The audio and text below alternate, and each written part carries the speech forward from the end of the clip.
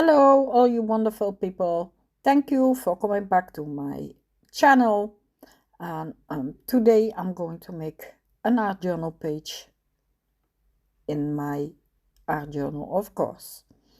As I've shown you, I want the whole page, even where the binding is, I want the paper there. So that is what I'm doing now. I first took off the back, the hardboard back, so that I can draw and see where I have to cut. And so that is what I have done now. So now I'm checking the edges, what I still have to take off, because I want to rip off those parts. So that is what I'm going to do, because I don't want to cut those off. The only one that remains cut is the underside, and the rest of the side, so the left side and the upside, is coming off. And I'm tearing the upper side and the side, the left side. I'm tearing there.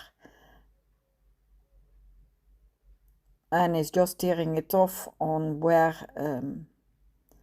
I wrote with my pencil. If I go a little bit over it with tearing, it doesn't matter as far as it will fit on my page. So now you can see that it fits right into my binding. So what I first have to do is, where the binding is, I have to put glue.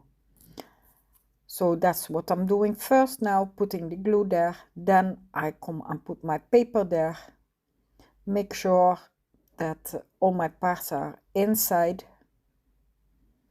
And now you can see I have a whole page, and I don't get only the edge on the side where the binding is, because normally that is what you see. But because I wanted to use this door image, the whole background from the Maremi book, that's why I did this. So now I'm taking some paints and some brushes and I'm just making sure that I'm painting all over.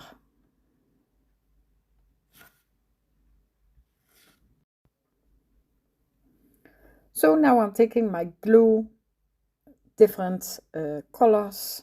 I will all put them in the bottom for you, so that you know which ones I've used. And I'm just painting the side where I tore off the paper, and I'm going in with my paints just to make it all look like one. So I'm using different colors of gray and white and brown, light brown and dark brown, because that is what is in the image also. So that is what I'm using also. Then once I've painted those one, I'm going to glue my images in, the ones that I want to use. And you can see I'm using a dragonfly.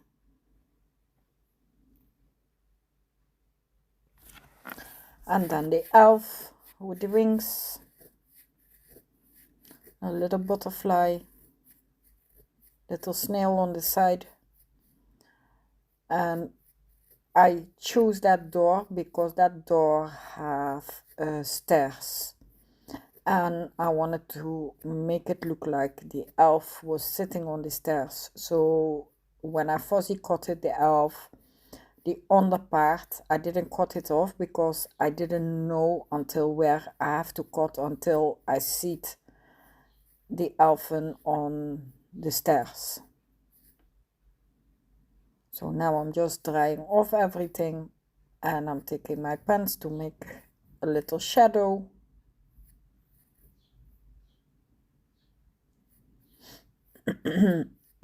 Pardon me. I'm also drying it immediately, and then once I've put on all my images that I want. I've put them down. I'm going to use my gesso, and this is a clear gesso, so when I put it on, it is whitish milkish color. I'm happy it does, because now I can see where I'm putting all my gesso.